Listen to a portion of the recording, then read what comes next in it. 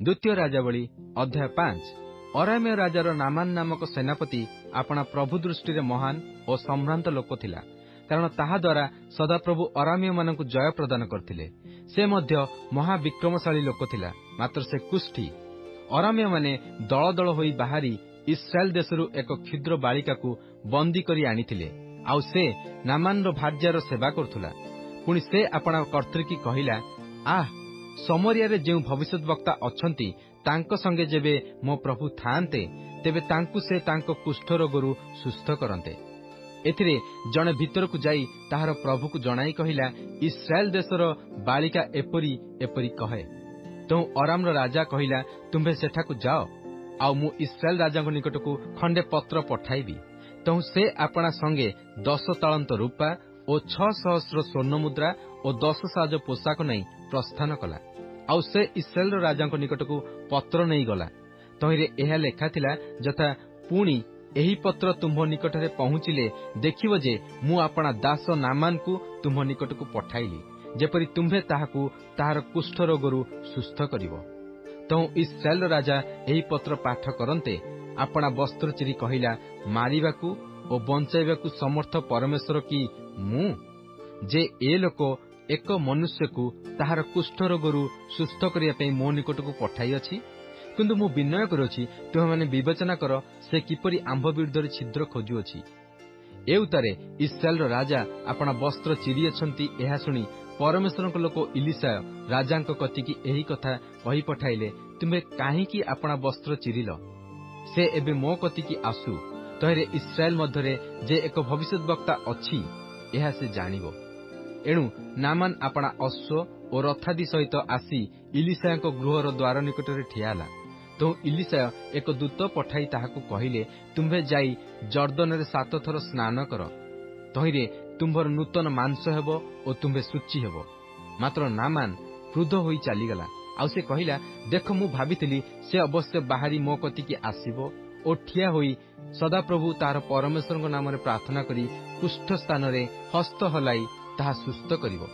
ଇସ୍ରାଏଲର ସମୁଦାୟ ଜଳ ଅପେକ୍ଷା କି ଦମେଶକର ଅବାନା ଓ ପର୍ପର ନଦୀ ଉତ୍ତମ ନୁହେଁ? ମୁଁ କି ତହିଁରେ ସ୍ନାନ କରି ଶୁଚି ହୋଇ ନ ପାରନ୍ତି? ଏଣୁ ସେ ଫେରି କ୍ରୋଧରେ ଚାଲିଗଲା। ଏଥିରେ ତାହାର ଦାସମାନେ ନିକଟକୁ ଆସି ତାହାକୁ କହିଲେ, ଆମ୍ଭ ପିତ, ଯେବେ ସେ ଭବିଷ୍ୟତ ବକ୍ତା କୌଣସି ବଡ଼ କାର୍ଯ୍ୟ କରିବାକୁ ଆପଣଙ୍କୁ ଆଜ୍ଞା କରିଥାନ୍ତେ, ତେବେ କି ଆପଣ ତାହା କରିନଥାନ୍ତେ? ତେବେ ସ୍ନାନ କରି ଶୁଚି ହୁଅ, ଏହି କଥା ଯେତେବେଳେ ସେ ଆପଣଙ୍କୁ କହନ୍ତି, ତାହା ମାନିବା କେତେ ଅଧିକ କର୍ତ୍ତବ୍ୟ।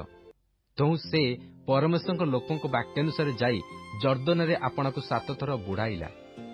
ଏଥିରେ ତାହାର ମାଂସ ପୁନର୍ବାର କ୍ଷୁଦ୍ର ବାଳକର ମାଂସ ତୁଲ୍ୟ ହେଲା ଓ ସେ ଶୁଚି ହେଲା। ଏ ଉତ୍ତାରେ ସେ ଓ ତାହାର ସଙ୍ଗୀ ସମସ୍ତେ ପରମେଶ୍ୱରଙ୍କ ଲୋକଙ୍କ ନିକଟକୁ ଫେରିଆସି ତାଙ୍କ ସମ୍ମୁଖରେ ଠିଆ ହେଲେ।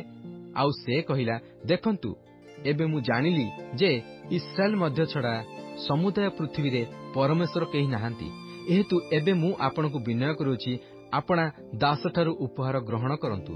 ମାତ୍ର ସେ କହିଲେ, ମୁଁ ଯେଉଁ ସଦାପ୍ରଭୁଙ୍କ ସମ୍ମୁଖରେ ଠିଆ ହେଉଅଛି ସେ ଜୀବତ ଥିବା ପ୍ରମାଣେ ମୁଁ କିଛି ଗ୍ରହଣ କରିବି ନାହିଁ। ତେଣୁ ସେ ତାହା ଗ୍ରହଣ କରିବା ପାଇଁ ତାଙ୍କୁ ବହୁତ ପ୍ରବର୍ତ୍ତାଇଲା, ମାତ୍ର ସେ ନାସ୍ତି କଲେ। ଏଥିରେ ନାମାନ କହିଲା, ଏହା ନ କଲେ ମୁଁ ଆପଣଙ୍କୁ ବିନୟ କରୁଅଛି, ଆପଣଙ୍କ ଦାସକୁ 2 ଖଚରର ଭାର ମାଟି ଦିଆଯାଉ, କାରଣ ଆଜିଠାରୁ ଆପଣଙ୍କ ଦାସ ସଦାପ୍ରଭୁଙ୍କ ବ୍ୟତୀତ ଆଉ କୌଣସି ଦେବତା ଉଦ୍ଦେଶ୍ୟରେ ହୋମ କି ବଳି ଉତ୍ସର୍ଗ କରିବ ନାହିଁ। ଏହି ବିଷୟରେ ସଦାପ୍ରଭୁ ଆପଣା ଦାସକୁ କ୍ଷମା କରନ୍ତୁ। ମୋ ପ୍ରଭୁ ରିମୋଣ ମନ୍ଦିରରେ ପ୍ରଣାମ କରିବା ପାଇଁ ଯିବାବେଳେ ମୋ ହସ୍ତରେ ନିର୍ଭର କଲେ। ମୁଁ ଯେବେ ରିମୋଣ ମନ୍ଦିରରେ ପ୍ରଣାମ କରେ, ତେବେ ରିମୋଣ ମନ୍ଦିରରେ ପ୍ରଣାମ କରିବା ବେଳେ ଏ ବିଷୟରେ ସଦାପ୍ରଭୁ ଆପଣଙ୍କ ଦାସକୁ କ୍ଷମା କରନ୍ତୁ। ତହିଁରେ ଇଲିଶା ତାହାକୁ କହିଲେ, କୁଶଳରେ ଯାଅ। ତେଣୁ ସେ ତାଙ୍କ ନିକଟରୁ ପ୍ରସ୍ଥାନ କରି ଅଳ୍ପ ଦୂର ବାଟ ଗଲା। ମାତ୍ର ପରମେଶ୍ୱରଙ୍କ ଲୋକ ଇଲିଶାଙ୍କର ଦାସ ଗିହେଜି କହିଲା, ଦେଖ, ମୋ ପ୍ରଭୁ ଏଇ ଅରାମ୍ୟ ନାମାନର ଆନିତ କୌଣସି ଦ୍ରବ୍ୟ ତାହା ହାତରୁ ଗ୍ରହଣ ନ କରି ତାହାକୁ ଛାଡ଼ି ଦେଇଅଛନ୍ତି। ସଦାପ୍ରଭୁ ଜୀବତ ଥିବା ପ୍ରମାଣେ ମୁଁ ତାହା ପଛେ ଦୌଡ଼ି ତାହାଠାରୁ କିଛି ନେବି। ତେଣୁ ଗିହେଜି ନାମାନର ପଛେ ପଛେ ଗଲା। ଏଥିରେ ନାମାନ ଆପଣା ପଛେ ଜଣକୁ ଦୌଡ଼ିବାର ଦେଖି ତାହାକୁ ଭେଟିବା ପାଇଁ ରଥରୁ ଓହ୍ଲାଇ ପଚାରିଲା, ସବୁ କୁଶଳ ତ? ତହିଁରେ ସେ କହିଲା, ସବୁ କୁଶଳ। ମୋ ପ୍ରଭୁ ମୋତେ ପଠାଇ କହିଅଛନ୍ତି, ଦେଖ, ଏହି କ୍ଷଣେ ଇଫ୍ରାଇମର ପର୍ବତମୟ ଦେଶରୁ ଭବିଷ୍ୟତ ବକ୍ତାଗଣର ପୁତ୍ରମାନଙ୍କ ମଧ୍ୟରୁ 2 ଯୁବା ଲୋକ ଆସିଲେ। ମୁଁ ବିନୟ କରୁଅଛି, ସେମାନଙ୍କୁ 1 ତାଳନ୍ତ ରୂପା ଓ 2 ସାଜ ପୋଷାକ ଦିଅ। ଏଥିରେ ନାମାନ କହିଲା, ଅନୁଗ୍ରହ କରି 2 ତାଳନ୍ତ ନିଅ। ଆଉ ସେ ତାହାକୁ ବହୁତ ପ୍ରବର୍ତ୍ତାଇଲା ଓ 2 ଥଳିରେ 2 ତାଳନ୍ତ ରୂପା ବାନ୍ଧି 2 ସାଜ ପୋଷାକ ସହିତ ଆପଣା 2 ଦାସ ଉପରେ ତାହା ଥୋଇଲା। ତହୁଁ ସେମାନେ ଗିହେଜିର ଆଗେ ଆଗେ ତାହା ବହି ନେଲେ। ପୁଣି ଉପପର୍ବତରେ ଉପସ୍ଥିତ ହୁଅନ୍ତେ ସେ ସେମାନଙ୍କ ହସ୍ତରୁ ତାହା ସବୁ ନେଇ ଗୃହରେ ରଖିଲା। ଆଉ ସେ ଲୋକମାନଙ୍କୁ ବିଦାୟ କରନ୍ତେ ସେମାନେ ଚାଲିଗଲେ। ମାତ୍ର ସେ ଭିତରକୁ ଯାଇ ଆପଣା ପ୍ରଭୁ ସମ୍ମୁଖରେ ଠିଆ ହେଲା। ତହିଁରେ ଇଲିଶା ତାହାକୁ ପଚାରିଲେ, ଗିହେଜି ତୁମ୍ଭେ କେଉଁଠାରୁ ଆସିଲ? ତହୁଁ ସେ କହିଲା, ଆପଣଙ୍କ ଦାସ କେଉଁଠାକୁ ଯାଇନାହିଁ। ଏଥିରେ ଇଲିଶା ତାହାକୁ କହିଲେ, ସେ ଲୋକ ତୁମ୍ଭକୁ ଭେଟିବା ପାଇଁ ଯେତେବେଳେ ଆପଣା ରଥରୁ ଫେରିଆସିଲା, ସେତେବେଳେ ମୋହର ଅନ୍ତଃକରଣ କି ତୁମ୍ଭ ସଙ୍ଗରେ ଯାଇ ନ ଥିଲା? ଏ କି ରୂପା ଗ୍ରହଣ କରିବାର ଓ ବସ୍ତ୍ର ଓ ଜିତକ୍ଷେତ୍ର ଓ ଦ୍ରାକ୍ଷାକ୍ଷେତ୍ର ଓ ମେଷ ଓ ଗୋରୁ ଓ ଦାସ ଓ ଦାସୀ ଗ୍ରହଣ କରିବାର ସମୟ?